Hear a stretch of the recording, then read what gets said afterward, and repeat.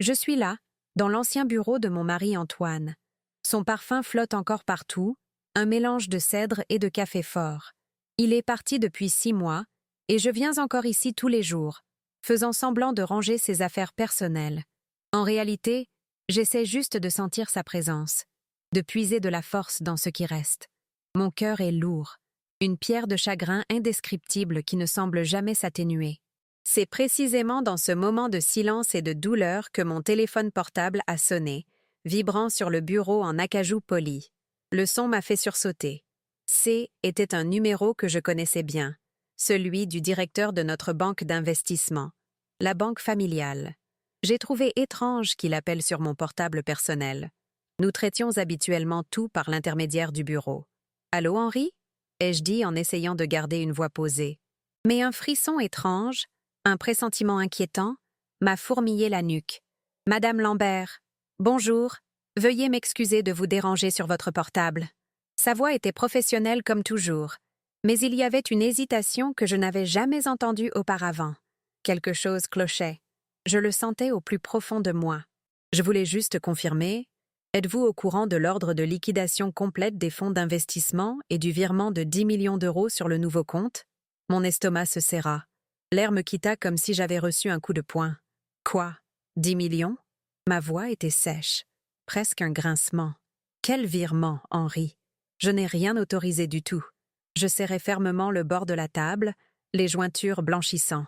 La pièce, autrefois si familière, commença à me sembler étrange, comme si les murs se refermaient. Il y eut un silence gêné à l'autre bout du fil, un silence qui dura une éternité. Je sentis une sueur froide me perler au front, ma poitrine se serrer. « Henri, tu m'écoutes? C'est une grave erreur, c'est un vol !» criai-je, la panique s'installant.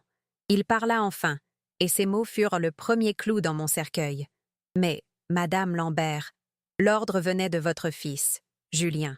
C'est le nouvel administrateur judiciaire de la holding. » J'essayais de traiter l'information. « Julien? Mon fils? Administrateur judiciaire? Comment ça?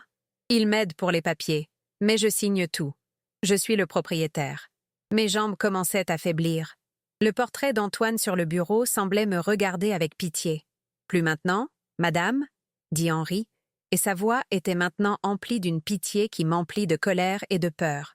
Je sentis mon sang bouillir et se glacer à la fois. Il m'a présenté la procuration que vous avez signée il y a 3 mois. Une procuration irrévocable, lui donnant un contrôle total et absolu sur la holding. Le document semblait parfaitement en règle. Procuration? Irrévocable? Je me remémorais les semaines brumeuses qui avaient suivi les funérailles, les piles de papier, la main de Julien sur mon épaule. Ce n'est que l'héritage, mère. Ne vous en faites pas maintenant. Signez ici. Une violente nausée me monta à la gorge. J'avais été trompée par mon propre sang. Mais le coup de grâce, le coup de poignard, elle n'était pas encore arrivé. Henri continua, inconscient que je m'effondrais, que mon monde volait en éclats, et, eh bien, il a utilisé cette procuration pour liquider les fonds, en les justifiant comme capital pour la nouvelle structure de l'entreprise. Il a aussi présenté son certificat de mariage comme preuve du changement de statut marital et de bénéficiaire. Le téléphone m'a glissé des mains. Je ne l'ai pas entendu heurter l'épais tapis. Le seul mot qui résonna dans ma tête, un cri silencieux, fut « mariage ?» J'en avais le souffle coupé. Mon fils unique, m'avait poignardé dans le dos. Marié, sans me le dire, et s'en servir pour voler 10 millions d'euros? Le monde est devenu noir. Arrête, j'ai besoin de respirer. Mes mains tremblent rien qu'en revivant ce moment. Le mot « mariage » résonnant dans la pièce vide marqua le moment où je me suis évanouie pour la 2e fois. La première fois, était quand j'avais perdu Antoine. La douleur était si physique, si vive, que je suis tombée à genoux sur la moquette de son bureau. Je sais que tu dois être aussi choqué que moi, ressentant le même frisson que moi. C'est une histoire de trahison si profonde, si incroyable, que j'ai du mal à croire que c'est la mienne. Mais avant de continuer, avant de plonger dans l'enfer qui a suivi, j'ai besoin d'une petite faveur de ta part. C'est quelque chose de simple, mais ça m'aide à sentir que je ne suis pas seule dans ce voyage. Je vous invite à vous abonner à la chaîne. Chaque nouvel abonnement est comme une main tendue. un signe que vous êtes avec moi, que vous croyez en la justice. Et n'hésitez pas à indiquer dans les commentaires la ville ou le pays d'où vous m'écoutez en ce moment. Je lis chacun d'eux avec enthousiasme. Nous aimons savoir jusqu'où nos histoires peuvent aller, jusqu'où ma voix peut se faire entendre.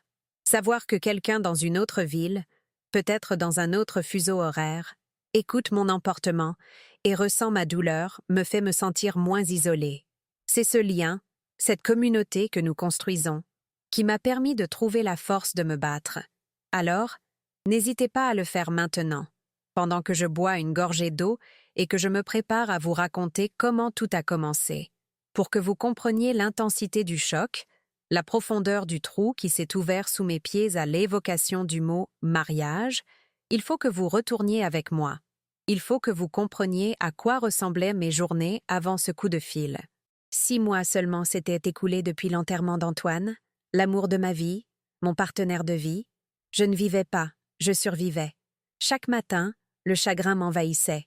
Je me traînais dans la maison, dans l'entreprise que nous avions créée ensemble de toutes pièces, Lambert BTP. J était une coquille vide, en pilotage automatique. La douleur était si physique que certains jours, j'avais du mal à respirer. Julien, mon fils unique, semblait être mon seul point d'ancrage. Il était le centre de ma vie, surtout maintenant que son père était parti pour toujours. Après la mort d'Antoine, Julien était infatigable. Il prenait tout en main. Il me disait « Maman, repose-toi. Laisse-moi gérer la bureaucratie. Tu as besoin de temps pour faire ton deuil. Je te protégerai. Je m'occuperai de l'héritage de papa. » Et moi, aveuglée par ma tristesse et ma fierté maternelle, je croyais chaque mot.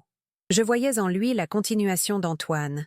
Il apportait des piles et des piles de documents à signer, des papiers épais, remplis d'un jargon juridique que mon esprit endeuillé ne pouvait assimiler.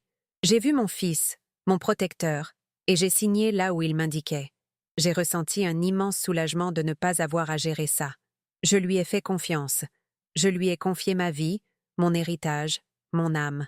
Je me souviens très bien d'un après-midi. Environ 2 semaines après les funérailles. La pluie s'abattait sur la fenêtre du bureau. Julien entra avec une serviette en cuir noir, la même qu'Antoine utilisait. « Maman, ce ne sont que les papiers de succession. Des choses courantes. Le transfert de propriété pour faciliter la gestion quotidienne. » Il parlait si calmement, avec une telle assurance. Il tournait les pages pour moi, avec une attention feinte. Signé ici, et ici, et ici. Ma main tremblait, non pas de méfiance, mais d'épuisement émotionnel. J'avais du mal à fixer les lignes. Je ne voyais que le visage de mon fils, si responsable, si adulte. J'ai signé des dizaines de fois, persuadée de faciliter simplement la gestion de l'héritage. Ce que j'ignorais, ce que je n'ai découvert que lors de cet horrible appel téléphonique avec le banquier, était ce que je signais réellement. Ce N n'était pas des documents de transition. Étaient des procurations irrévocables. Étaient des transferts de contrôle de mes actions, celles qu'Antoine et moi avions sué sang et eau pour constituer.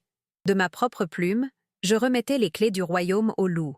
Je signais mon propre acte de décès financier.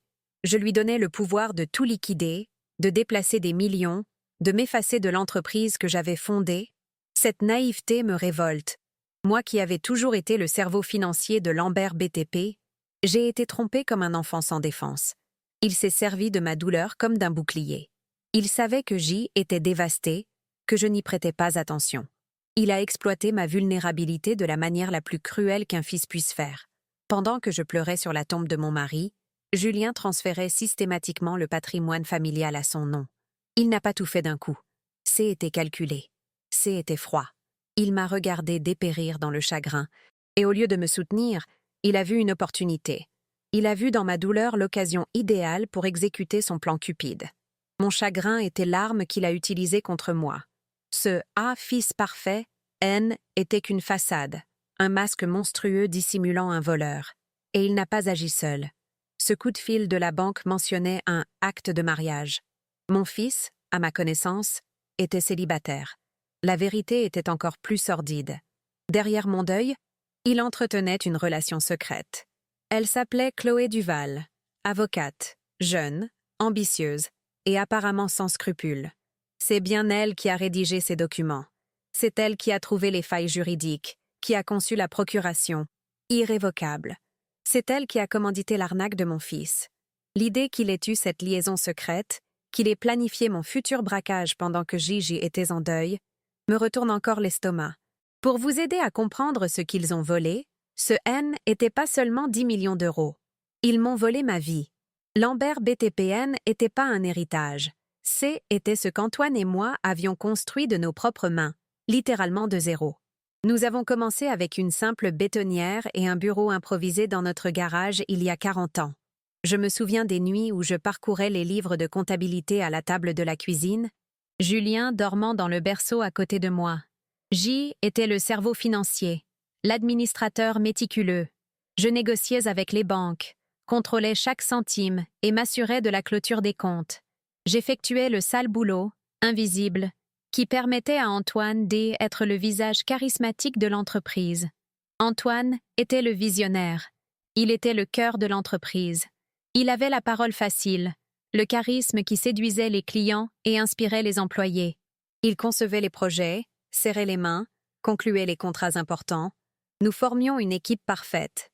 J était l'encre, il était les voiles. Et je n'avais aucun scrupule à rester en coulisses. Le voir briller était ma plus grande joie. Voir Lambert BTP grandir et devenir l'une des plus grandes entreprises de construction de la région était ma fierté. C était l'héritage que nous allions laisser à Julien. L'héritage que mon fils a décidé de réduire en cendres par pure cupidité et rancœur. Julien a toujours tout eu. Il a grandi dans la réussite. Mais je ne pense pas qu'il ait jamais compris le sacrifice. Pour lui, Lambert BTP était un droit, pas un accomplissement. Antoine était un père exigeant. Il voulait que Julien apprenne la valeur du travail. Il l'a fait commencer en bas de l'échelle, sur des chantiers, à transporter des briques. Mais Julien semblait toujours plein de ressentiment. Il avait toujours l'impression d'être sous-estimé, de vivre dans l'ombre de son père. Moi, dans mon aveuglement maternel, je l'ai toujours défendu. Je lui ai toujours dit d'être patient, que Julien trouverait sa voie. Je n'ai pas vu ce ressentiment se transformer en poison. Quand Antoine est mort si brutalement, d'une crise cardiaque foudroyante, mon monde s'est arrêté. Et Julien, pour la première fois, a semblé assumer la responsabilité que son père avait toujours voulu qu'il ait. Il est devenu l'homme de la maison. Il a organisé les funérailles, il a parlé aux avocats, il a rassuré les employés. Je l'ai regardé et, au cœur de mon chagrin, j'ai ressenti une pointe de fierté. Je me suis dit, Dieu merci, il prend soin de moi. Il honore son père. Je l'ai vu prendre les rênes de l'entreprise et cela m'a permis de vivre mon deuil en paix. Je lui ai accordé une confiance aveugle, absolue. Je l'ai consacré protecteur. Cette confiance a causé ma perte. Moi, Élise Lambert, la femme qui analysait les contrats à plusieurs millions d'euros, qui flairait une mauvaise affaire à des kilomètres à la ronde, j'ai transmis mon empire à mon fils sans lire une seule ligne de ce que j'avais signé. Comment ai-je pu être aussi stupide? La réponse est simple, je ne signais pas en femme d'affaires. Je signais en mère au cœur brisé. Je n'ai pas vu Julien Lambert, l'homme d'affaires. J'ai vu Juju, mon fils, le même garçon que j'ai réconforté lorsqu'il s'est écorché le genou. Et c'est précisément cette mère qui l'a manipulé. Il a exploité l'amour inconditionnel que je lui portais, s'en servant comme levier pour me voler. Revenons à ce coup de fil de la banque. Quand Henri m'a dit « Il m'a présenté la procuration que vous avez signée », ce fut comme une lumière aveuglante dans mon esprit. Tous ces après-midi, toutes ces piles de paperasse, toute cette confiance aveugle, tout s'est mis en place. Il ne facilitait pas la succession. Il me déshéritait de mon vivant. Il m'excluait de ma propre maison, de ma propre entreprise.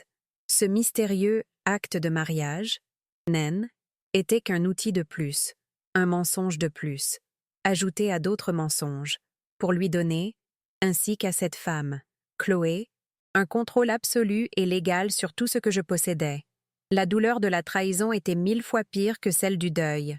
À la mort d'Antoine, j'ai perdu mon avenir. Quand j'ai découvert la vérité sur Julien, j'ai eu l'impression d'avoir aussi perdu mon passé.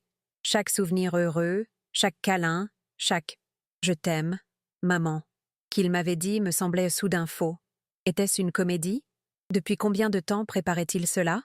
Regardait-il son père mourant Et songeait-il déjà à voler sa mère endeuillée? Mon sang bouillonnait. La tristesse qui m'avait paralysée pendant 6 mois s'est instantanément dissipée. Le brouillard s'est dissipé, remplacé par une colère froide, tranchante et cristalline.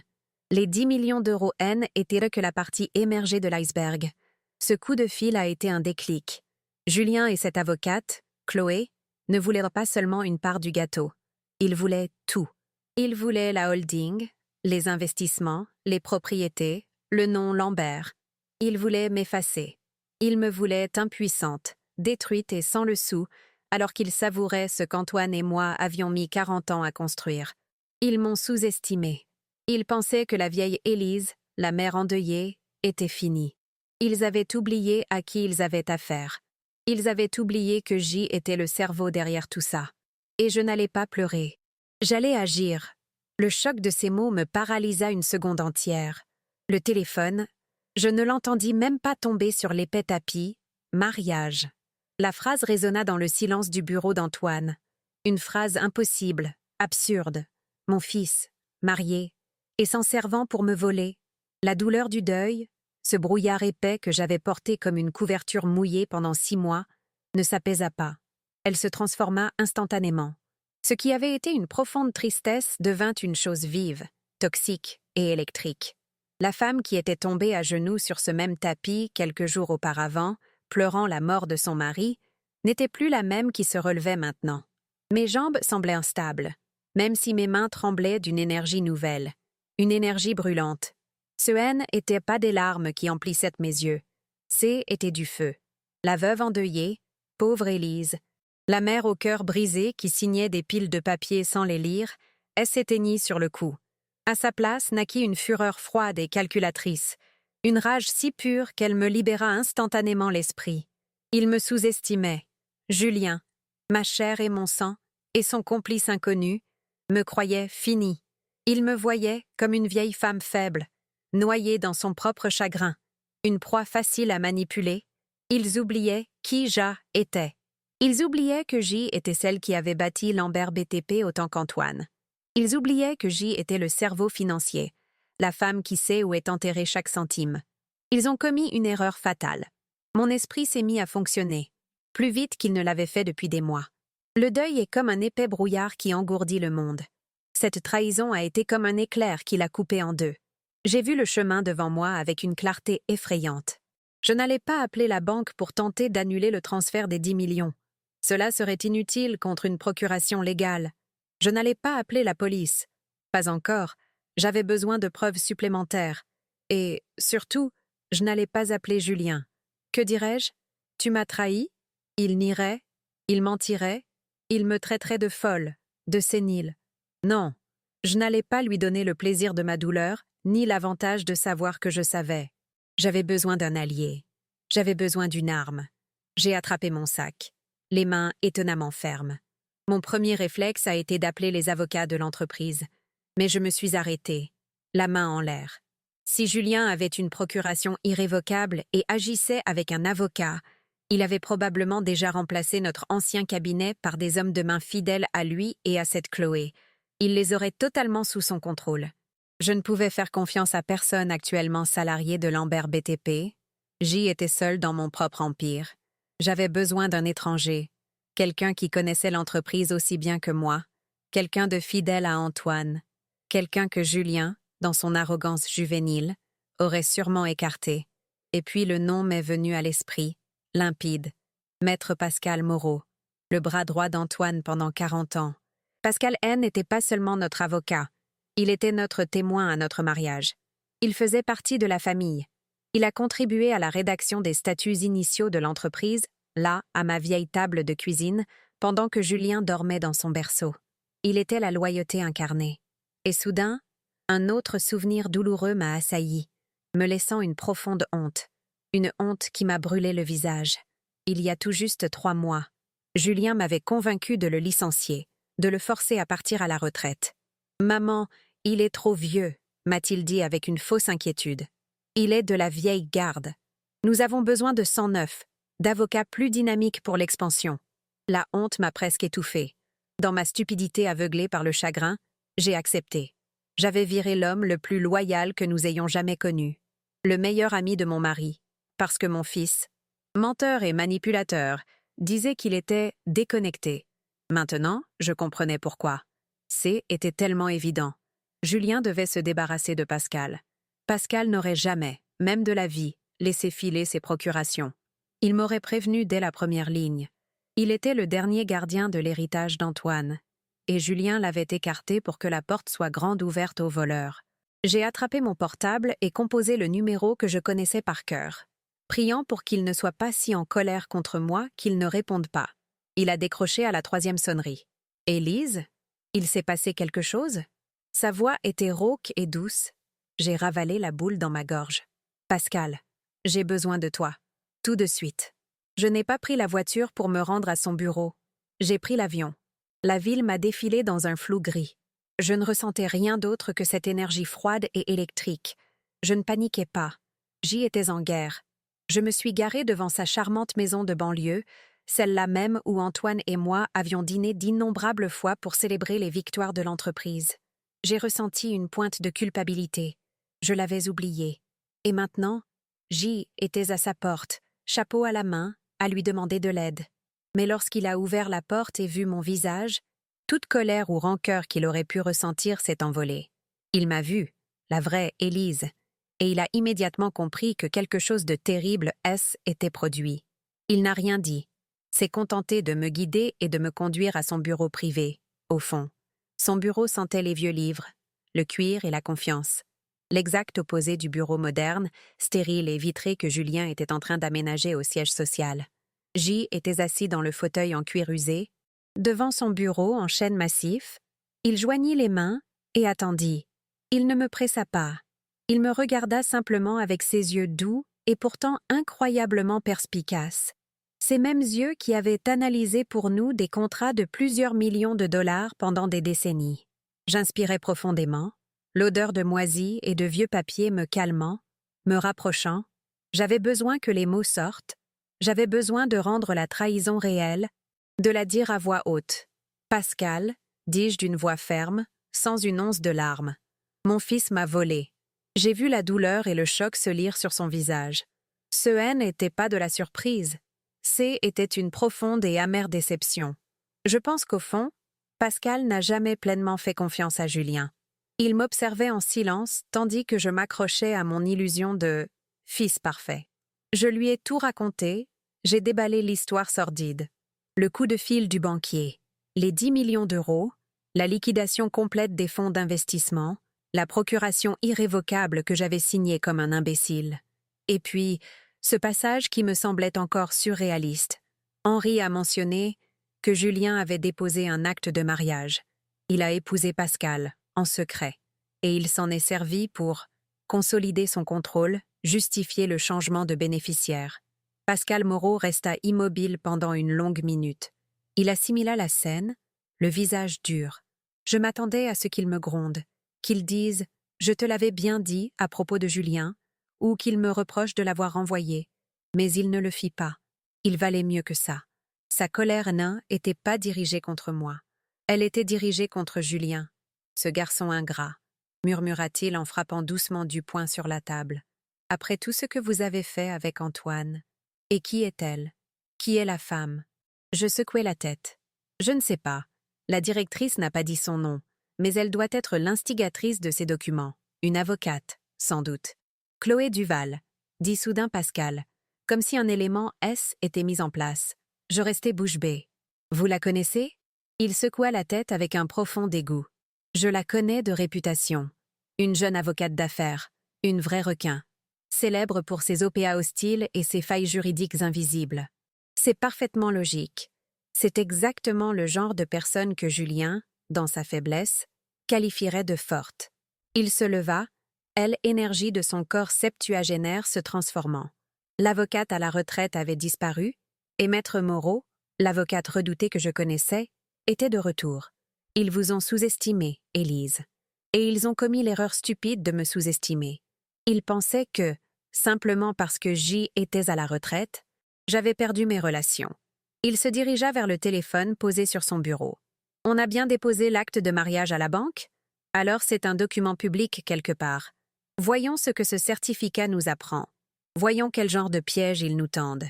Il passa un appel. Il ne parla pas fort.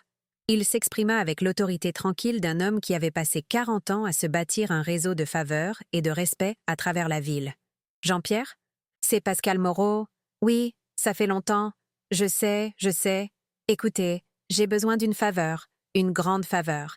Et elle doit être absolument discrète. Je veux une copie d'acte de mariage. Le marié, Julien Lambert. La mariée s'appelle probablement Chloé Duval. » L'attente était infernale. Était peut-être l'heure la plus longue de ma vie. J'arpentais le bureau de Pascal, incapable de rester en place. Chaque tic-tac de l'horloge de parquet dans le coin était comme un marteau qui me martelait la tête. Mon esprit repassait les mensonges de Julien, un par un, les mains sur mes épaules. « T'inquiète, maman. » Le faux sourire, la compassion feinte. Comment avait-il pu me regarder dans les yeux, jour après jour, alors qu'il me volait? La rage était si intense que je la ressentais physiquement. Une chaleur montait dans ma poitrine, faisant battre mon cœur contre mes côtes. J'avais envie de détruire quelque chose. J'avais envie de crier. Le fax dans un coin du bureau de Pascal, une relique dont j'ignorais même qu'il se servait encore, se mit à bourdonner bruyamment. Le son aigu trancha le silence. Nous nous tournâmes tous deux vers lui comme si était une bombe sur le point d'exploser. Lentement, une feuille de papier apparut, ligne par ligne. Pascal la saisit avant même la fin de l'impression. Ses yeux parcoururent rapidement le document. Son expression, déjà sombre, le devint encore plus. Il ne dit rien.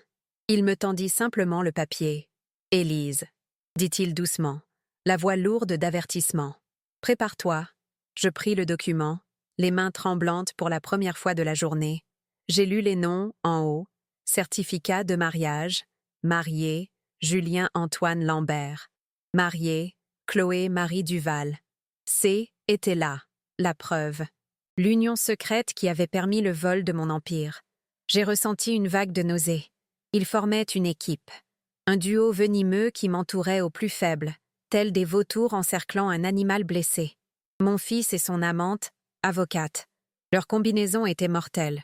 J'ai continué à lire, mes yeux cherchant tout ce qui pourrait nous aider. La moindre erreur qu'ils avaient commise dans leur hâte avide. Le moindre détail incohérent. Mes yeux se posèrent sur la date de la cérémonie. J'avais besoin de savoir.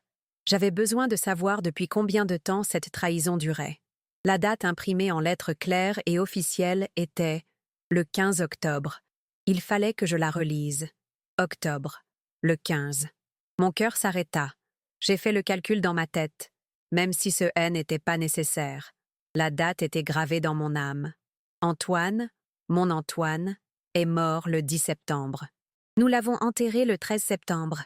Et Julien, mon fils, s'est marié le 15 octobre. À peine 30 jours s'étaient écoulés. Il n'avait même pas attendu la fin du deuil officiel. Il n'avait pas eu la décence d'attendre que les fleurs sur la tombe de son père se fanent complètement. Pendant que J était à la maison, perdu dans un océan de chagrin, à peine capable de sortir du lit, mon fils assistait à une cérémonie, célébrant, trinquant à son nouvel avenir avec son complice. La froideur de la scène m'a frappé comme une gifle. Un manque de respect absolu, une profanation de la mémoire de son père. Ce N était pas seulement de la cupidité. Était de la cruauté. Était la preuve irréfutable que l'homme que j'avais élevé était sans cœur, sans âme. J était tellement dégoûté par la date que j'ai failli rendre le papier à Pascal. J'en avais vu assez pour justifier ma fureur. La trahison était totale. Mais quelque chose m'a fait regarder plus bas, vers la section des signatures. La signature de Julien, la signature de Chloé, la signature de l'huissier, et puis les témoins. Il y en avait 2, comme l'exige la loi. Le témoin de la mariée était quelqu'un que je ne connaissais pas, probablement un de ses amis. Puis, mon regard s'est posé sur la ligne réservée aux témoins du marié. J'ai lu le nom tapé sous la signature. Le nom était Antoine Lambert. Je me suis arrêtée. Je n'arrivais pas à le comprendre. Ce devait être une faute de frappe. Une horrible erreur. Peut-être un cousin éloigné portant le même nom? Non. Il n'y avait pas d'autre Antoine Lambert dans la famille. J'ai regardé la signature au-dessus du nom tapé. Et c'est là que mon sang n'a pas seulement bouilli. Il s'est figé. Il s'est arrêté dans mes veines. Je connaissais cette signature. Je l'avais vu sur des chèques, des contrats, des lettres d'amour. Je l'avais vu des milliers de fois au cours des 40 dernières années. C était la signature de mon mari. Le papier m'est tombé des mains. Je n'arrivais plus à respirer. Mes jambes ont lâché et je me suis effondrée sur la chaise, me tenant la poitrine. « Élise, qu'est-ce qu'il y a? Qu'as-tu vu ?» La voix de Pascal semblait venir de loin, comme si J était sous l'eau. Je ne pouvais pas parler, j'ai juste pointé le papier par terre. J étouffait. Ce n'était pas de la colère que je ressentais maintenant. C était quelque chose de bien plus sombre. C était une horreur si profonde qu'elle semblait impie, quelque chose qui transgressait les lois de la nature. J'ai regardé le portrait d'Antoine sur le mur du bureau de Pascal. Puis j'ai regardé le papier. Pascal prit le certificat. Il le regarda. Il me regarda. Il reporta son regard sur le papier. Je le vis blême. Il passa un doigt tremblant sur la signature. « Non, c'est impossible, » murmura-t-il, la voix pleine d'incrédulité. Mais elle était là, indéniable. La signature ornée d'Antoine, ce « L » extravagant qu'il marquait toujours avec tant de fierté. C'était sa signature, et elle figurait sur un document daté du 15 octobre, 1 mois et 5 jours après son enterrement. Un son me déchira la gorge. Ce N n'était pas un cri. C était un hurlement. Un cri animal de douleur et de fureur si primitif qu'il nous fit sursauter tous les deux. « Il a l'on faux !» hurlai-je, ma voix brisée, déchirant l'air du bureau silencieux. « Ils ont falsifié la signature de mon défunt mari. » Je me levai, rejetant ma chaise en arrière. J'arpentais le bureau en tirant mes cheveux, la douleur dans la tête insupportable. Ils l'ont ramené d'entre les morts pour qu'il puisse signer le vol. Mon Dieu, Pascal, quel genre de monstre fait ça? Quel genre de démon ai-je créé? La profanation, c'est la profanation qui m'a brisé. Pascal était furieux. Sa colère était sourde, mais 1000 fois plus effrayante que la mienne. Il déposa le document sur la table avec une précision méticuleuse, comme s'il s'agissait d'une preuve de meurtre, ce qui, d'une certaine manière, était le cas. « Élise, » dit-il d'une voix dure comme l'acier, « écoute-moi, respire. » Il me saisit par les épaules, sa force me surprenant, me forçant à le regarder. « Votre mari est mort le 10 septembre. Nous y étions. Le monde entier le sait. Ce document, daté du 15 octobre, portant sa signature, ce n'est pas seulement un vol. Ce n'est pas seulement une trahison familiale. C'est un crime fédéral. C'est une fraude flagrante. » Il avait raison. Je m'arrêtais de marcher.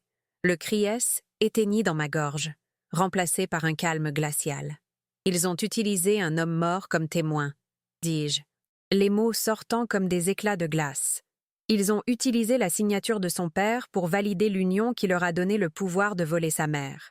La complexité du mal, le tissu de mensonges, C était presque du génie dans sa dépravation. Ils ne se sont pas contentés de me voler, ils ont craché sur la tombe d'Antoine en le faisant. Ils ont impliqué son héritage dans leurs crimes répugnants, utilisant son nom comme sceau d'approbation pour leur saleté. C'est une falsification d'actes publics, c'est un usage de faux, c'est une escroquerie aggravée, énuméra Pascal, le regard de son avocate brillant d'une lueur menaçante. Ils ne l'ont pas fait par sentiment, Élise. Ils l'ont fait par stratégie. Ils avaient besoin de la signature d'Antoine Lambert sur ce document. Pourquoi? Il commença à réfléchir à voix haute, faisant les 100 pas, peut-être pour légitimer l'acte devant la banque. Présenter un document montrant le fils et le père, bien que décédés, sur la même page. Peut-être que l'avocate, Chloé, pensait que personne ne vérifierait jamais la signature du témoin. Ou peut-être, ai-je interrompu d'une voix basse et venimeuse, ont-ils agi ainsi pour accélérer leur contrôle total? Peut-être que la procuration seule n'a pas suffi à liquider les fonds fiduciaires sans délai légal, ou sans une deuxième signature familiale, mais une procuration, combinée à un certificat de mariage prouvant que Julien était désormais à la tête d'une nouvelle cellule familiale, et à la bénédiction posthume de son père, a dû convaincre la banque de débloquer l'argent immédiatement. Ils ont utilisé la signature d'Antoine comme un bélier pour enfoncer les dernières portes de sécurité protégeant mon argent. L'argent, les 10 millions d'euros, ça me paraissait si insignifiant maintenant. Je leur aurais donné cet argent. Si Julien était venu me voir et m'avait dit « Maman, j'ai besoin de 10 millions pour commencer ma vie », je l'aurais peut-être fait, même si son avidité me brisait le cœur. Mais ce n'est pas ce qu'il a fait. Il ne voulait pas de part. Il voulait tout. Et il était prêt à profaner la mémoire de son père, à danser sur sa tombe, pour l'obtenir. Cet acte, cette signature falsifiée, a scellé son destin à mes yeux. Il n'y avait plus de pardon. Il n'y avait plus de fils. Il n'y avait qu'un ennemi.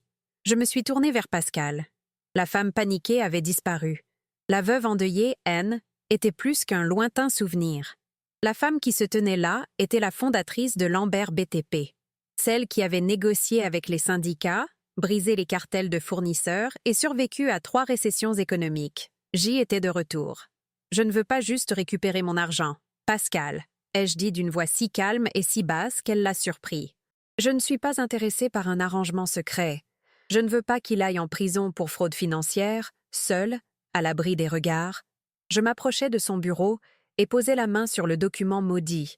Je veux qu'il paie pour ça, dis-je en tapotant du doigt la fausse signature d'Antoine. Je veux que le monde sache ce qu'ils ont fait. Je veux qu'ils paient pour avoir profané la mémoire d'Antoine. Je veux que Julien paie pour avoir utilisé son père, l'homme qui lui a tout donné, comme instrument de son crime odieux. Je veux qu'il soit détruit, Pascal. Et je veux le faire publiquement. Je veux voir leur arrogance s'effondrer. Un léger sourire apparut sur les lèvres de Pascal. C'était le sourire d'un prédateur regardant sa proie tomber dans un piège. J'attendais que tu dises ça, Élise. Le vieux lion était réveillé et affamé. Une affaire criminelle pour faux est inévitable. Nous la transmettrons au parquet en temps voulu. Mais tu as raison. C'est lent, c'est privé. Tu veux la justice. La justice Lambert BTP. Il se pencha en arrière. Il se croit maître de la situation. Julien se prend pour le nouveau roi. Lui et son avocate. La reine. Eh bien, donnons-leur un couronnement. Julien doit se sentir invincible en ce moment, dis-je, le plan commençant à prendre forme dans mon esprit, clair comme de l'eau de roche. Il a liquidé 10 millions. Il a le contrôle légal de la holding. Il me croit chez moi, à pleurer dans le noir, complètement inconsciente de tout. Il pense avoir gagné. Je me dirigeais vers la fenêtre, donnant sur le jardin de Pascal. Il prépare probablement sa prochaine étape. Probablement une grande réunion. Une présentation au conseil d'administration pour annoncer sa nouvelle vision pour l'entreprise qu'il vient de voler. Je me tournai vers Pascal. Une lueur dans le regard. Il veut la scène. Donnons-la lui. Qu'as-tu en tête ? Demanda Pascal, la main déjà ferme sur un bloc-notes jaune. La procuration que j'ai signée comme un idiot, elle me prive de tout pouvoir de gestion, n'est-ce pas ? Pascal acquiesça. Malheureusement, il a le contrôle opérationnel. Il peut embaucher, licencier, transférer de l'argent, comme il l'a déjà fait. Il est l'administrateur légal. Mais, continuai-je, sentant le pouvoir me revenir, il ne possède pas tout. Je suis toujours actionnaire. D'ailleurs, depuis le décès d'Antoine, je suis l'actionnaire majoritaire, même si je lui ai confié le contrôle de la gestion de mes actions. J'en suis toujours propriétaire, sauf si je les ai cédées. Et vous n'avez pas transféré la propriété, dit Pascal, suivant mon raisonnement. Vous avez signé une procuration, un document que nous pouvons, et que nous allons, annuler devant les tribunaux en raison de la fraude et de la contrefaçon que nous venons de découvrir. Mais jusque-là, légalement, vous restez l'actionnaire majoritaire, même si vous êtes bâillonné par la procuration. Exactement, dis-je, ma stratégie se concrétisant. Et en tant qu'actionnaire majoritaire, j'ai certaines prérogatives que même une procuration irrévocable ne peut me retirer. Comme le droit de convoquer une réunion extraordinaire du conseil d'administration, immédiatement, les yeux de Pascal S. écarquillèrent, puis se plissèrent d'admiration. « Élise Lambert, vous êtes brillante. Vous allez les convoquer. »« Je le ferai, » dis-je. « J'enverrai la convocation officielle aujourd'hui, depuis ma messagerie personnelle si nécessaire. Réunion extraordinaire du conseil d'administration de Lambert BTP dans 48 heures. La présence de tous les membres et des nouveaux administrateurs légaux est obligatoire. J'utilisais la même bureaucratie qu'ils utilisèrent contre moi. Ils se cachèrent derrière des documents juridiques pour m'attaquer. Eh bien, je sais aussi utiliser les documents juridiques comme une arme. Et quel sera l'ordre du jour officiel de la réunion ? Demanda Pascal, déjà écrivant frénétiquement dans son carnet. Julien doit attendre ça. Il va adorer. Il croira que c'est ma reddition définitive, que je convoque cette réunion pour transmettre la couronne. Je souris, et c'était la première fois depuis 6 mois. Ce N n'était pas un beau sourire. C était un sourire carnassier, carnassier. L'ordre du jour officiel, la nomination officielle de Julien Lambert comme nouveau PDG de Lambert BTP et la présentation de sa nouvelle associée stratégique, Chloé Duval. Ils entreront dans cette salle, continuai-je, s'attendant à des applaudissements, s'attendant à ce que je sois assise dans un coin, une vieille dame vaincue. Julien prononcera un discours sur l'avenir, sur la nécessité d'honorer l'héritage de son père, et Chloé sera à ses côtés, la nouvelle reine. Je m'assis en face de Pascal, les yeux rivés sur lui. Nous préparerons le terrain pour leurs applaudissements. Nous les laisserons monter sur le piédestal. Et puis, Pascal, mon cher ami, nous leur ferons tomber le théâtre. Je serai là, dit Pascal en fermant son carnet. En tant que conseiller personnel, il m'a viré de l'entreprise, mais il ne peut pas m'empêcher de vous accompagner en tant que représentant légal. Parfait, dis-je. Maintenant, nous avons 48 heures. Vous devez parler au notaire qu'ils ont soudoyé. Trouvez-le. Proposez-lui un arrangement avec le parquet en échange d'une déposition complète. Et je veux que des graphologues analysent cette signature. Je veux que la police soit prête, attendant devant la salle de conférence. Je ne veux pas qu'il échappe. Je me suis levée, me sentant plus fort que jamais depuis des années. Le chagrin était toujours là, une douleur profonde pour la perte d'Antoine, mais maintenant mêlée de détermination. Julien et Chloé pensent qu'ils fomentent un coup de « État », ai-je dit en me dirigeant vers la porte. Ils n'en ont aucune idée. Ils ne fomentent pas de coup d'État. Ils tombent dans un piège. Mon piège. J'ai quitté la maison de Pascal, non pas en victime, mais en stratège. La chasse avait commencé, et j'y étais le chasseur. Les 2 jours suivants se passèrent dans un brouillard de préparation froide et méthodique. Ai-je dormi? Non. Ai-je mangé? Juste assez pour me maintenir en forme. Pascal et moi travaillâmes sans relâche, comme autrefois, préparant chaque détail du piège. Nous envoyâmes la convocation officielle pour la réunion extraordinaire du Conseil. La réponse de Julien fut presque immédiate, acceptant avec une fausse humilité qui me donna la nausée. Il mordait à l'hameçon avec une avidité aveugle. Pascal, quant à lui, déplaçait des montagnes. Le notaire, surpris et terrifié par la perspective d'une arrestation, chanta comme un oiseau, avouant la corruption et la falsification délibérée. L'analyse graphologique confirma ce que mon cœur savait déjà. Il s'agissait d'une falsification grossière mais arrogante de la signature d'Antoine. La police était prête. Tout était en place. Enfin, le jour J arriva. La salle de conférence principale de Lambert BTP. Le cœur de l'empire que j'avais bâti. Je me sentais étrangement calme, comme l'œil d'un ouragan. Un vide glacial régnait en moi, où douleur et colère s'étaient fondues en une pure détermination. Je m'assis au bout de la longue table en acajou, à la place qui avait toujours appartenu à Antoine. La chaise était froide. Maître Moreau était assis à ma droite, non pas comme un avocat à la retraite, mais comme un exécuteur testamentaire, une fine serviette noire devant lui.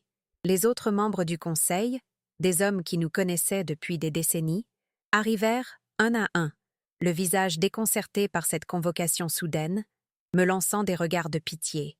Ils me voyaient encore comme la veuve endeuillée. Puis, ils entrèrent, Julien et Chloé. L'atmosphère de la pièce changea instantanément. Ils ne firent pas qu'entrer.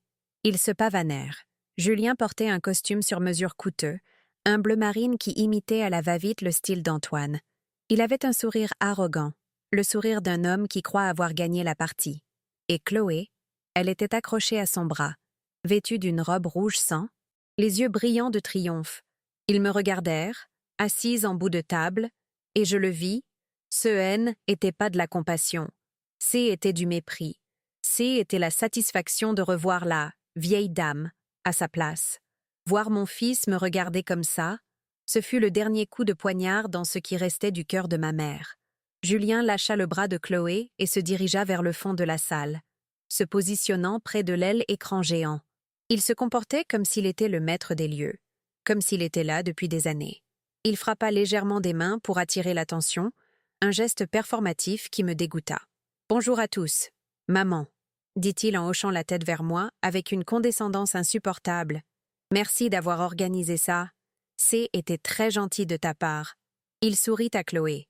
Pour mon premier acte officiel en tant que nouveau PDG de Lambert BTP, la bile me monta à la gorge.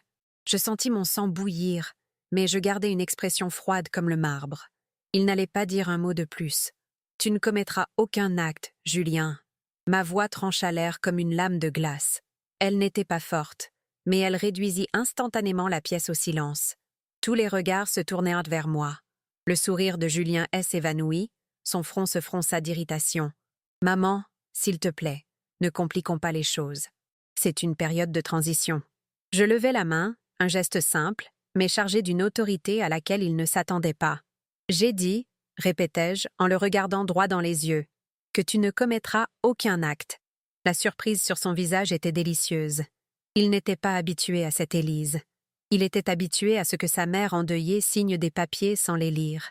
Avant qu'il puisse formuler une réponse, avant que son avocat n'intervienne, j'appuyai sur la petite télécommande que je tenais à la main. Elle, écran géant derrière Julien s'alluma. Le logo Lambert BTP disparut. Et à sa place, occupant tout le mur, apparut l'image numérisée haute résolution de leur cérémonie de mariage. Chaque ligne, chaque signature était visible de tous, agrandie 20 fois. La salle retint son souffle. Julien regarda l'écran, toujours perplexe. Mais à côté de lui, je l'entendis. Un petit bruit sec, comme celui d'une souris qu'on étrangle. Était Chloé.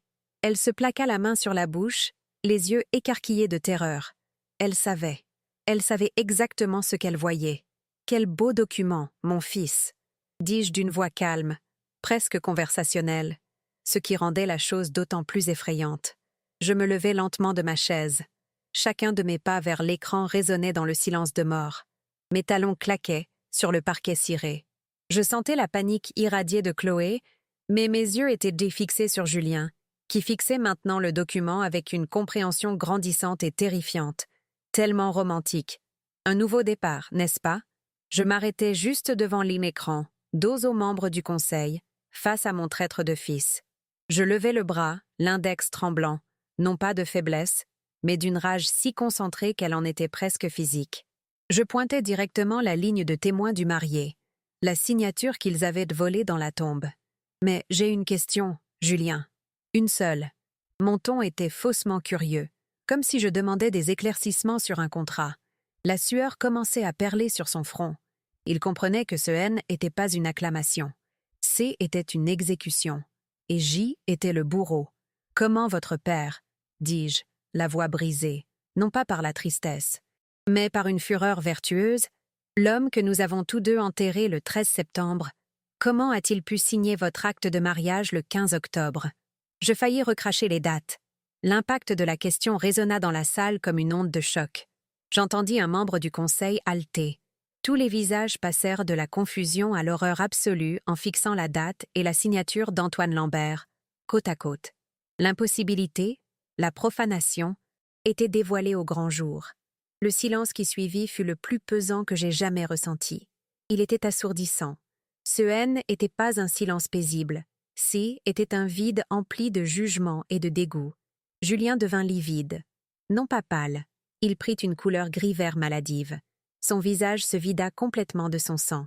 Son regard passa de moi à leur écran, puis à Chloé, pétrifiée, et vice-versa. Il ouvrit la bouche, mais aucun son ne sortit. Il était piégé.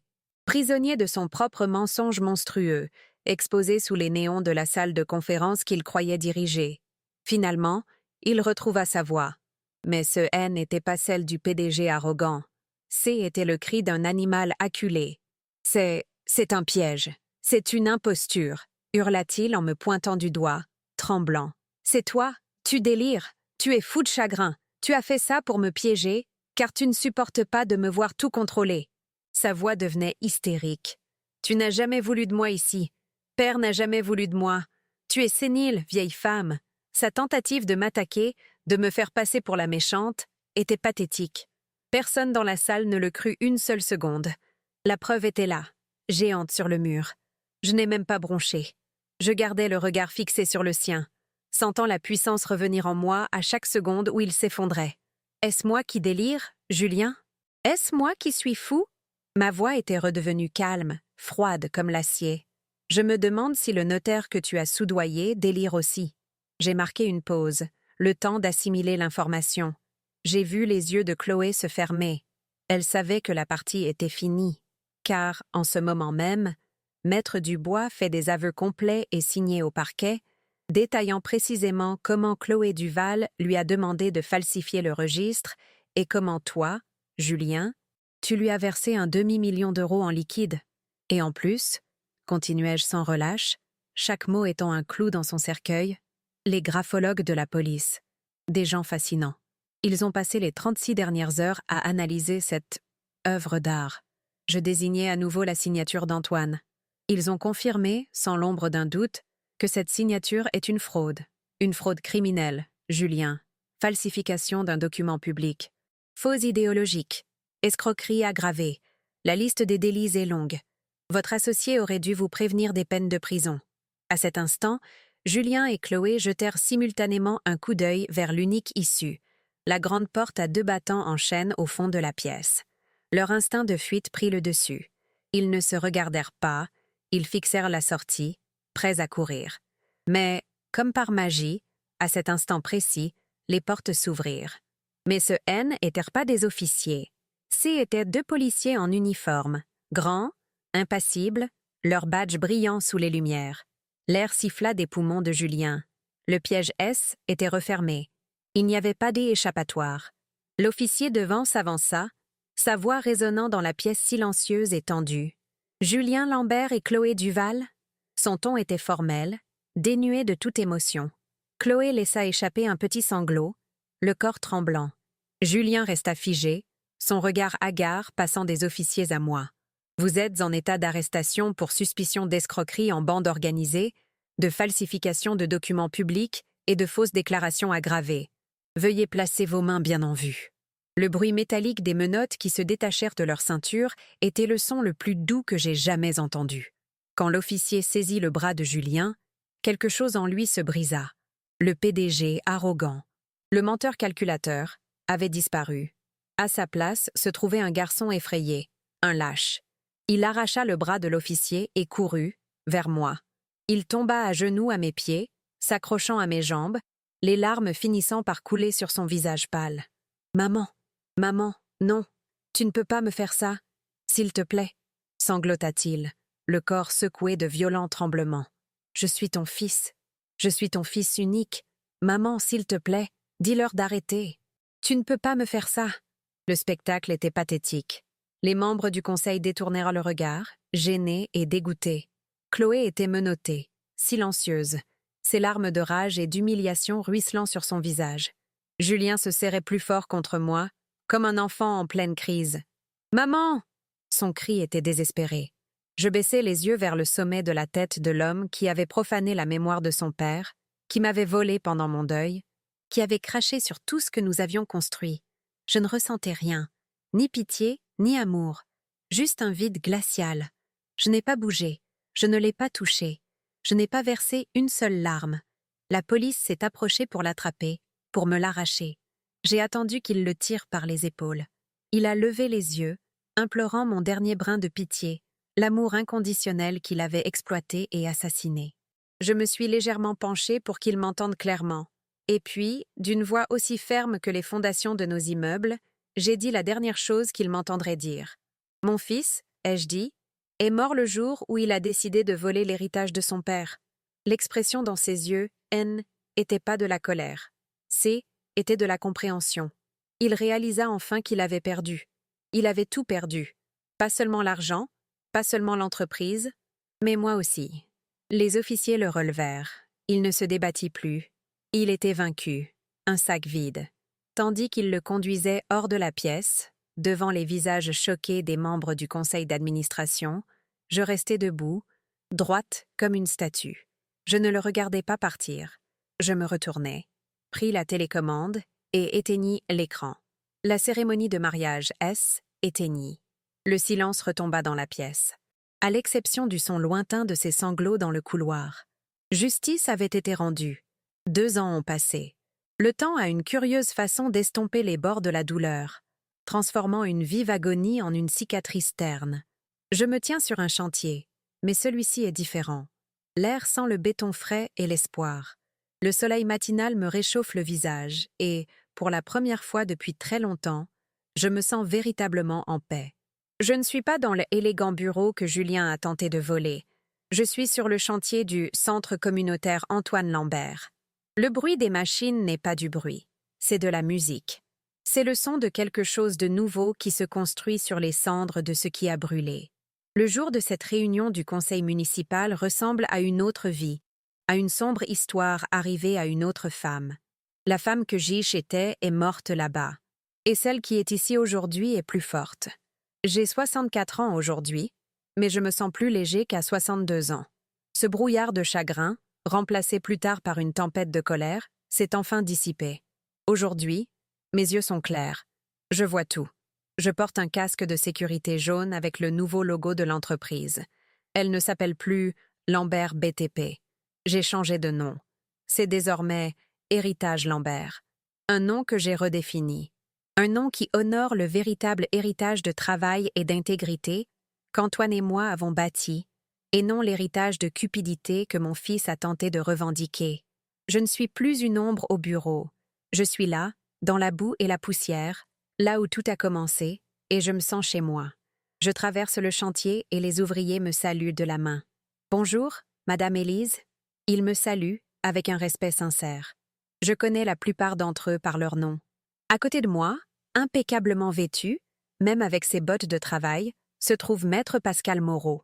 Il a officiellement annulé sa retraite. « Je serais un piètre golfeur », m'a-t-il dit. « Je préfère me battre à vos côtés. C'est mon consultant principal, mon plus proche conseiller, mon ami le plus fidèle. Nous examinons les plans ensemble. Discutons de la structure métallique du bâtiment de formation professionnelle. Nous formons une équipe, tout comme Antoine et moi. Nous reconstruisons, et cette fois, les fondations sont inébranlables. Héritage Lambert est florissant.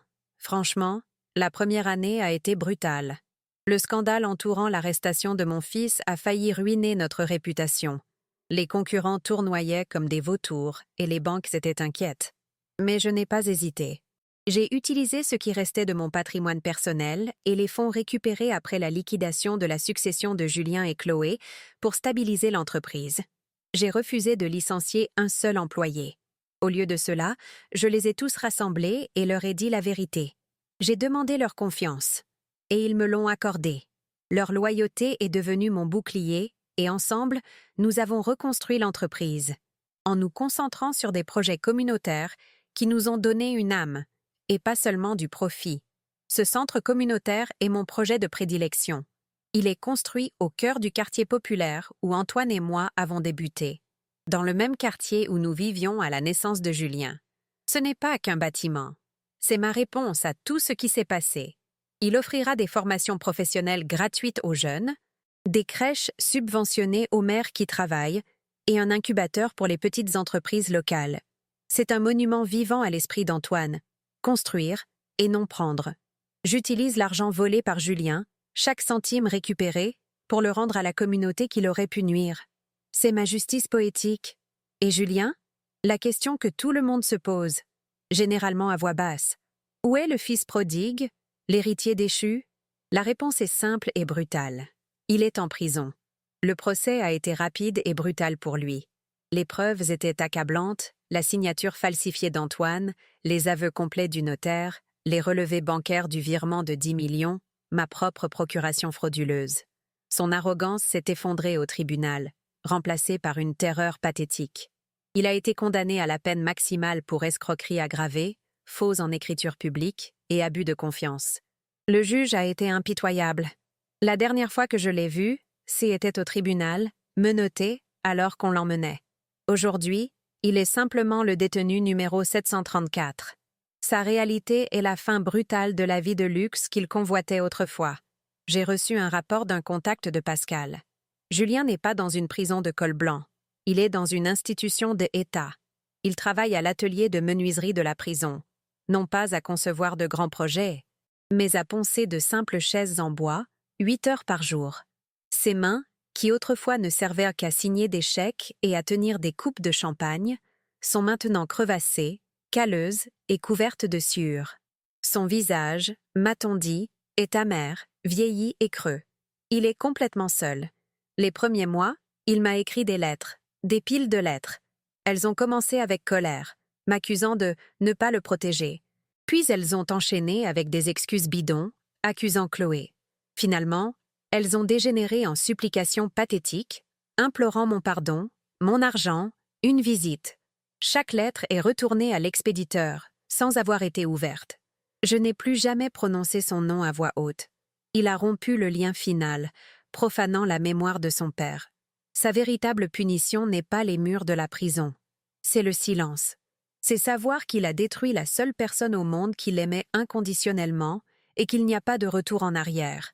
Et Chloé, la brillante et impitoyable avocate requin, le cerveau derrière ma chute, elle aussi a eu droit à sa revanche. Dans une tentative désespérée de sauver sa peau, elle s'est retournée contre Julien au procès, témoignant contre lui en échange d'une réduction de peine. Elle a purgé 18 mois de prison pour complicité de fraude. Mais à sa sortie, la vie qu'elle connaissait, la carrière qu'elle aimait plus que tout, était terminée. Elle a été radiée définitivement du barreau. Son permis d'exercer a été révoqué à jamais. Son système judiciaire n'est pas une cellule, c'est une prison d'un autre genre. C'est un purgatoire de néons et de bips incessants. Aujourd'hui, Chloé Duval travaille dans un centre d'appel, dans une mer de box gris. Celle qui portait autrefois des costumes à 5 000 € porte désormais une blouse en polyester bon marché et un casque avec un micro usé.